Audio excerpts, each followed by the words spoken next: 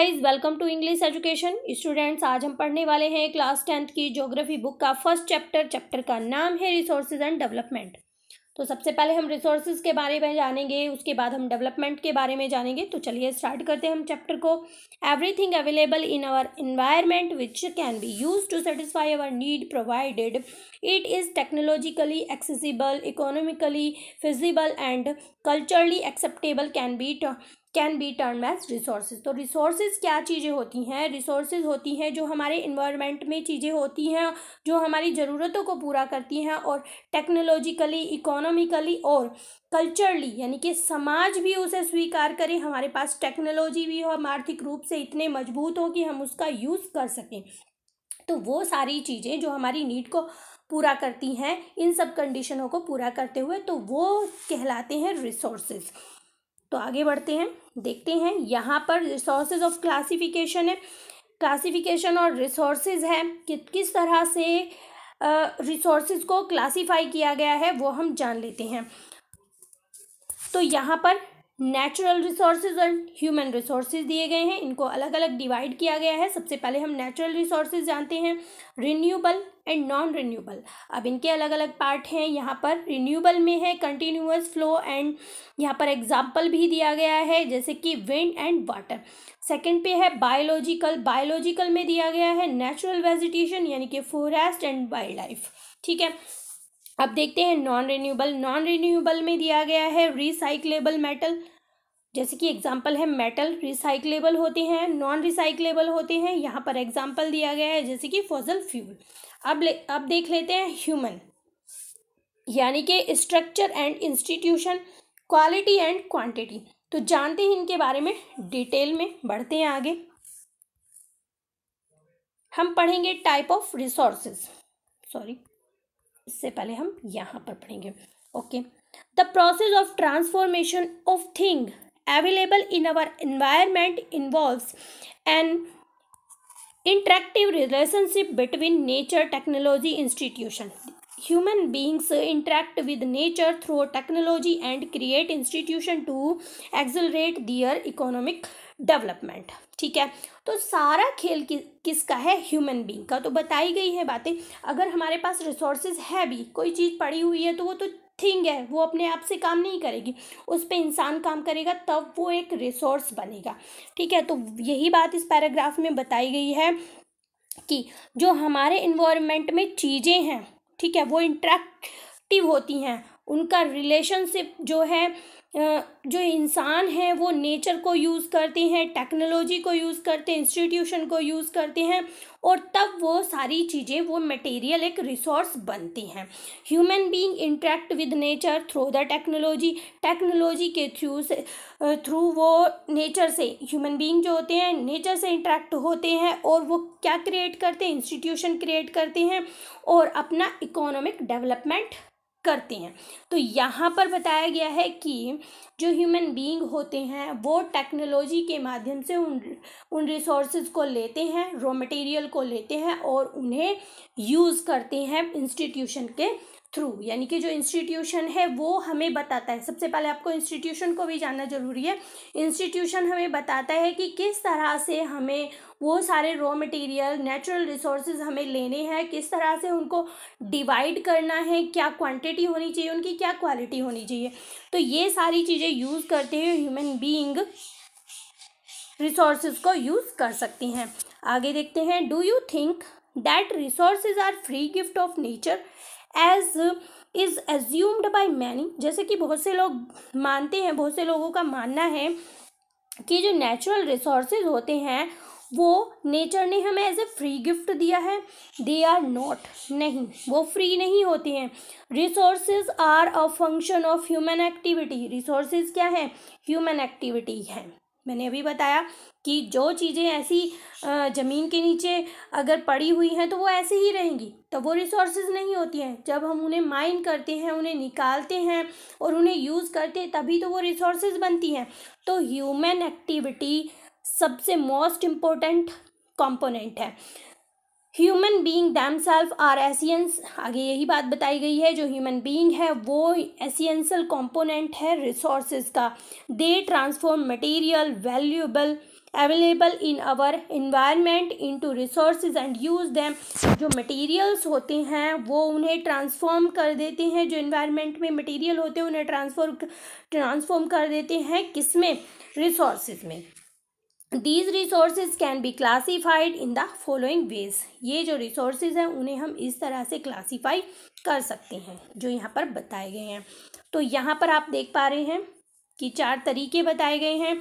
On the basis of origin, on the basis of exhaustibility, on the basis of ownership, on the basis of status of development. तो ये सारी चीज़ें most important है इस chapter की, यहाँ से क्वेश्चन जरूर आता है, इनको डिटेल में जान लेते हैं। तो देखिए जानते हैं type of resources on the basis of origin, origin के बेस पर। Biotic and abiotic resources. तो सबसे पहले हम जानते हैं बायोटिक रिसोर्सेज के बारे में। These are obtained from biospheres and have life such as human being, flora and fauna, fisheries, livestock, etc. तो देखिए ये हम कहाँ से ऑब्टेन करते हैं, इन्हें बायोस्फीयर से ऑब्टेन करते हैं। ये इनमें बिल्कुल ऐसे ही लाइफ होती है जैसे कि ह्यूमन बीइंग में होती है। फ्लोरा एंड फ्यूना मतलब हर टाइप के प्लांट्स हो सकते हैं, फिशरीज हो सकती हैं, लाइव स्टॉक्स हो सकती हैं। तो आपने जाना कि बायोटिक रिसोर्सेज क्या होती हैं, लिविंग को हम बायोटिक रिसोर्सेज कह सकते हैं। फिशरीज हो सकती है, फ्लोरा एंड फ्यूना हो सकती है, जैसे कि ह्यूमन बीइंग होते हैं, बिल्कुल ऐसे ही लिविंग। ठीक है, आगे देखते हैं अबायोटिक रिसोर्सेज। यहाँ पर डिफरेंस भी पूछ लिया जाता है, यहाँ आप इजीली डिफरेंस को भी जान पा रहे हैं। Abiotic resources all those things which are composed of non-living things are called abiotic। वो सारी चीज़ें जो किससे बनती हैं, नॉन लिविंग से बनती हैं, उन्हें क्या कहा जाता है, अबायोटिक रिसोर्सेज कहा जाता है। एग्जाम्पल के लिए rocks and metals non living हैं लेकिन रिसोर्सेज हैं। तो डिफरेंस भी यहाँ पर समझ में आ गया होगा। बायोटिक तो हमें लिविंग से मिलता है, एज ए लिविंग होती हैं, और अबायोटिक नॉन लिविंग होती हैं, नॉन लिविंग से कंपोज होती हैं। ठीक है, यहाँ पर एग्जाम्पल भी दिए गए हैं। बहुत डिटेल में अगर पूछा जाता है ये सारी चीज़ें आप लिख सकती हैं, आपको अच्छे से मार्क्स मिल जाते हैं। और यहाँ से क्वेश्चन जरूर आता है, ध्यान रखेंगे आप। On the basis of exhaustibility, exhaustibility होता है ख़त्म होना। रिन्यूएबल रिसोर्सेज, ये भी 2 कैटेगरी में यहाँ पर डिवाइड हैं। देखिए renewable resources, the resources which can be renewed or reproduced by physical, chemical or mechanical process are known as renewable or replenished resources। बहुत आसान है। रिसोर्सेज जिन्हें हम रिन्यूड कर सकते हैं, रिप्रोड्यूस कर सकते हैं, भले ही हम उन्हें फिजिकली करें, केमिकली करें या मैकेनिकली प्रोसेस किसी भी तरीके से करें, वो रिसोर्सेज रिन्यूएबल और रिप्लेनिश्ड रिसोर्सेज के नाम से जाने जाती हैं। जैसे कि एग्जांपल यहाँ पर दिया गया है, solar, wind energy, water, forest and wild life, ये सब रिन्यूएबल रिसोर्सेज हैं। इन्हें हम बार बार यूज़ कर सकते हैं। जैसे कि आप वाटर को ही ले लीजिए, तो वाटर जो है अपनी फॉर्म चेंज करता रहता है बट वो रीजनरेट होता रहता है। ठीक है, इसी तरह से जैसे कि फॉरेस्ट है, फॉरेस्ट को भले ही कट कर दिया जाए लेकिन वो बाद में वापस से ग्रो कर लेते हैं। तो आगे देखते हैं non renewable resources. Non renewable resources these occur over a very long geologic time. Minerals and fossil fuels are example of such resources. देखिए ये जो रिसोर्सेज होते हैं, नॉन रिन्यूएबल रिसोर्सेज होते हैं, बहुत लंबा समय लेते हैं, बहुत समय लगता है इन्हें डेवलप होने में। मिनरल्स हैं, फॉसिल फ्यूल्स हैं, ये इसके एग्जाम्पल हैं इस तरह के रिसोर्सेज के, यानी कि नॉन रिन्यूएबल रिसोर्सेज के एग्जाम्पल आप देख पा रहे हैं, फॉसिल फ्यूल है और मिनरल्स हैं। These resources take million of years in their formation, यानी कि उन्हें मिलियंस ऑफ ईयर्स लग जाते हैं बनने में। Some of the resources like metals are recyclable and some like fossil fuels can not be recycled and get exhausted with their use. तो यहाँ पर नॉन रिन्यूएबल में कुछ रिसोर्सेज तो ऐसे होते हैं जिन्हें हम रिसाइकिल कर सकते हैं, दोबारा यूज़ कर सकते हैं, उनका आकार बदल सकते हैं या दोबारा उसका किसी भी तरह यूज़ कर सकते हैं, लेकिन कुछ रिसोर्सेज ऐसे होते हैं जिन्हें हम दोबारा यूज़ नहीं कर सकते, रिसाइकिल नहीं कर सकते, वो यूज़ करने से ख़त्म हो जाते हैं, जैसे कि फॉसिल फ्यूल। आगे देखते हैं, on the basis of ownership. अब ओनरशिप के बेस पर हम उन्हें किस तरह डिवाइड कर सकते हैं, यहाँ पे आई थिंक 4 दिए गए हैं, पढ़ लेते हैं एक एक करके। Individual resources. इंडिविजुअल रिसोर्सेज क्या होता है, किसी एक पर्टिकुलर इंसान की बात की जा रही है। These are also own privately by individual, किसी एक पर्टिकुलर के द्वारा वो प्राइवेटली रखा जाता है। Many farmers own land which is allotted to them by the government against the payment of revenue. देखिए, बहुत से फार्मर्स हैं जिनके पास लैंड होती है, वो गवर्नमेंट के द्वारा ही उन्हें अलॉट की जाती है, उन्हें दी जाती है, भले ही वो उसके लिए कुछ कम अमाउंट लेते हैं, और वो ज़मीन फार्मर्स को दे दी जाती है। In villages there are people with land ownership but there are many who are landless. तो विलेज में हमने देखा है कि बहुत सारे लोग ऐसे होते हैं जिनके पास लैंड होती है, ज़मीन होती है, लेकिन बहुत से ऐसे भी होते हैं जो लैंडलेस होते हैं। तो ये इंडिविजुअल प्रॉपर्टी होती है उनकी। अर्बन पीपल ओन प्लॉट्स, जो अर्बन एरियाज में रहते हैं उनके पास खुद के प्लॉट होते हैं, घर होते हैं, और दूसरी प्रॉपर्टी हो सकती है। Plantation, pasture land, ponds, water in well etcetera. तो ये क्या है, ये इंडिविजुअल रिसोर्सेज में आती हैं। Are some of the example of the resources ownership by the individual. Make a list resources owned by your household. तो आप अपने घर में भी देख सकते हैं, अपने घर के आसपास भी देख सकते हैं, एक लिस्ट बना सकते हैं कि कौन कौन से जो रिसोर्सेज होते हैं वो इंडिविजुअल रिसोर्सेज में आते हैं। तो आपने जाना कि अर्बन एरियाज़ में प्लॉट है, हाउस है, अपनी कुछ पर्सनल प्रॉपर्टी है, वो इंडिविजुअल प्रॉपर्टी में आते हैं। और जैसे कि विलेज में बताया गया है कि खुद की ज़मीन है, वो वेल है, ये सारी चीज़ें इंडिविजुअल रिसोर्सेज में आती हैं।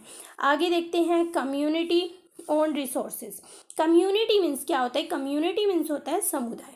तो ये किसी पर्टिकुलर ग्रुप की बात की जा रही है। There are resources which are accessible to all the members of the community. कोई एक समुदाय होता है और सभी मेंबर्स का उस पर बराबर का हक होता है। Village Commons, grazing grounds, burial ground, जैसे कि कब्रिस्तान को कहा गया है, या जहाँ पर पशु जो है चरते हैं उसकी बात की जा रही है। ये सारे एक कम्युनिटी के हो सकते हैं, किसी एक इंडिविजुअल पर्सन का उस पर हक नहीं होता है। पब्लिक पार्क, ये अर्बन एरिया की बात हो रही है।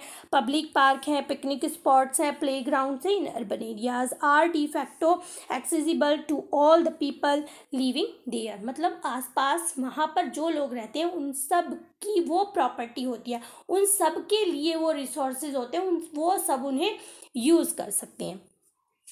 आगे देखते हैं, नेशनल रिसोर्सेज।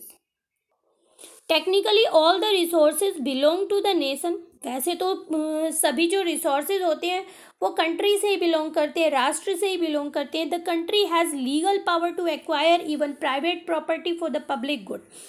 तो जो कंट्री है उसके पास पावर होती है कि वो उन्हें एक्वायर कर सके। जो प्राइवेट प्रॉपर्टी है, जैसे कि बताया कि कोई लैंड ओनर है, उसकी खुद की ज़मीन है, खुद का घर है, ये सब चीज़ें हैं।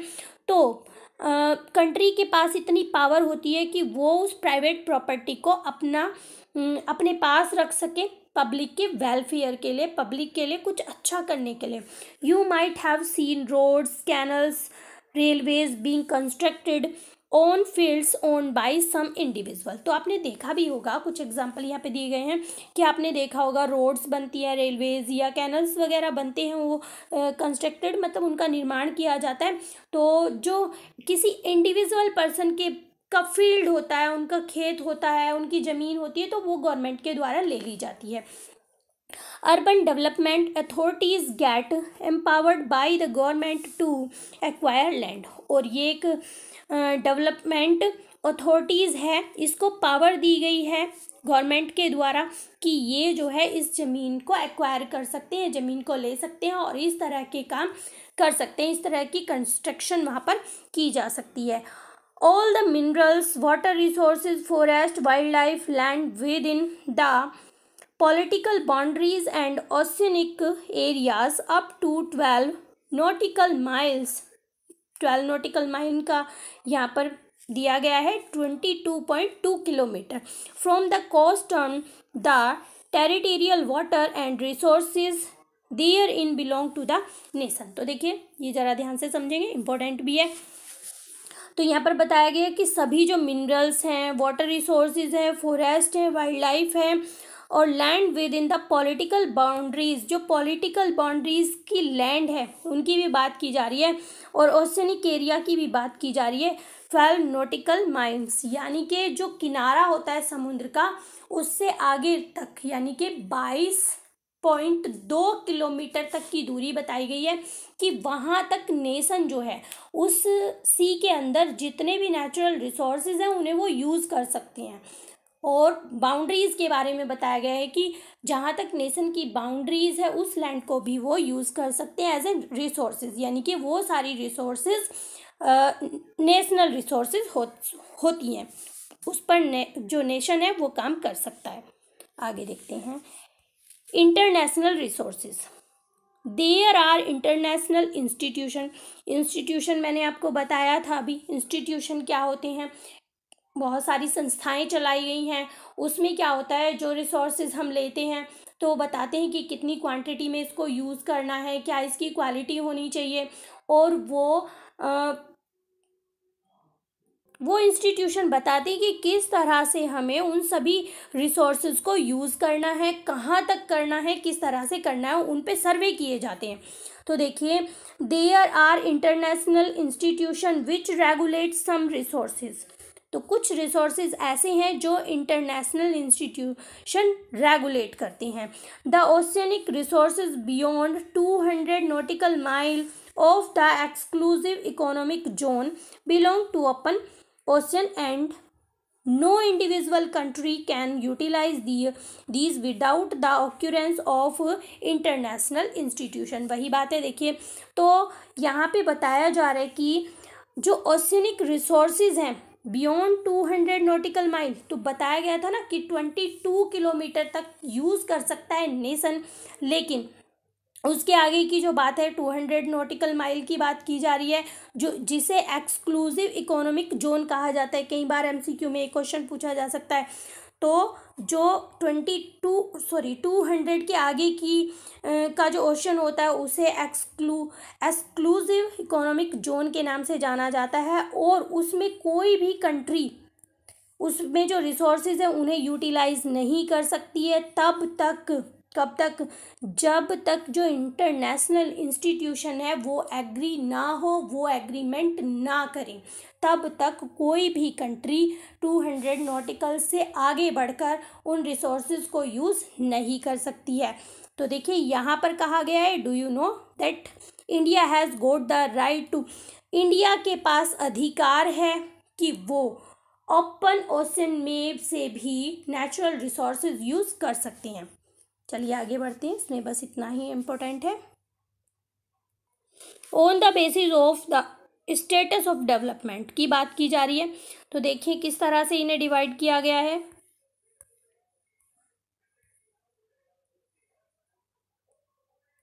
सबसे पहले है potential resources which are found in a region, वो रिसोर्सेज जो एक रीजन में पाए जाते हैं but have not been utilise, लेकिन वो प्रयोग नहीं किए जाते हैं। एग्जाम्पल के लिए बताया गया है the western part of India particularly Rajasthan and Gujarat have enormous potential for the development of wind and solar energy।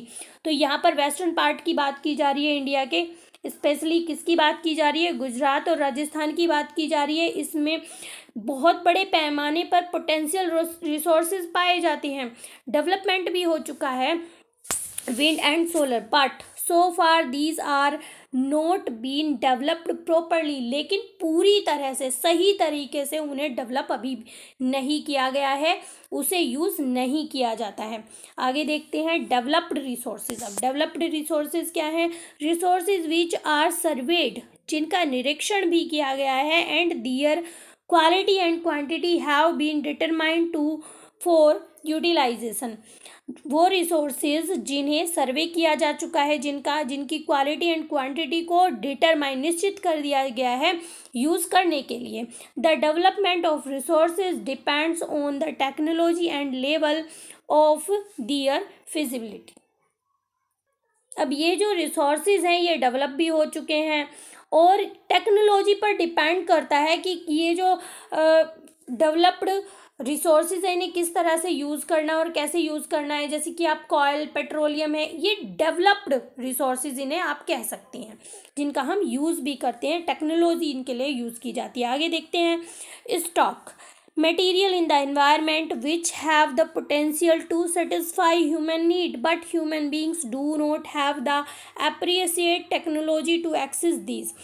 stock resources वो resources हैं जो materials हैं हमारे environment में, विच हैव द पोटेंशियल, जो मतलब हमारी ज़रूरतों को, ह्यूमन बीइंग की ज़रूरतों को पूरा कर सकते हैं, but human being do not have the appreciate technology, लेकिन जो ह्यूमन बीइंग है उनके पास वो टेक्नोलॉजी नहीं है जिससे उसे हम यूज़ कर सकते हैं। आगे जानते हैं included among stocks for example water is a compound of two gases. जैसे कि हमें वाटर के बारे में हम जानते हैं कि वाटर क्या है, टू गैसेस का कंपाउंड है।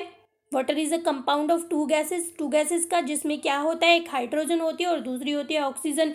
Hydrogen can be use as a rich source of energy. Hydrogen को यूज किया जा सकता है as a rich source of energy, but we do not have advance technical known how to use for it for this purpose. लेकिन हमारे पास इतनी advance technology नहीं है कि जिससे हम ये जान पाए कि उसे किस तरह से यूज़ किया जा सकता है। Hence it can be considered as stock, और इस तरह से इसे एज ए स्टॉक माना जाता है।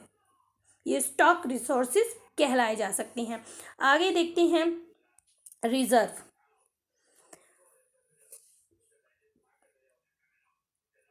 अब देखते हैं रिजर्व रिसोर्सेज क्या है। Reserve are the subset of the stock which can be put into use with the help of the existing technical know how, but their use has not been shared. These can be used for meeting future requirements. River water can be used for generating hydroelectric power, but presently it is being utilized only to a limited extent. Thus the water in the dam forest is a reserve which can be used in the future.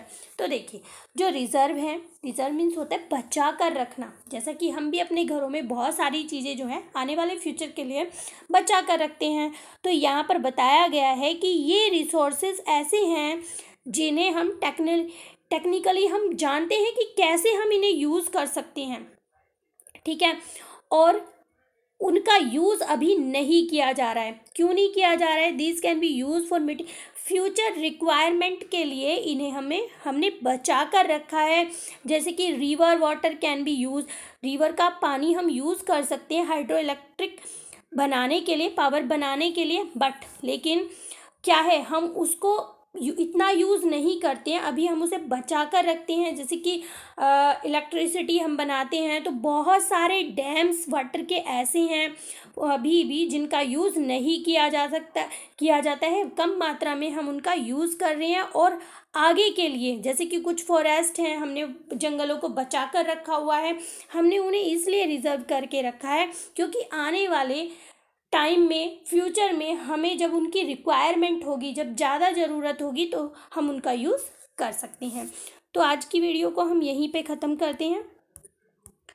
आने वाले part में हम अपने आगे के chapter को पढ़ेंगे और हम जानेंगे डेवलपमेंट ऑफ रिसोर्सेज को। आई होप वीडियो आपको अच्छी लगी होगी, यहाँ तक चैप्टर आपको अच्छे से समझ में आया होगा। अगर वीडियो अच्छी लगी है तो एक लाइक ज़रूर करें। चैनल पर अगर आप पहली बार आए हैं तो चैनल को सब्सक्राइब करें। मिलते हैं अपने नेक्स्ट टॉपिक में, तब तक के लिए बाय बाय।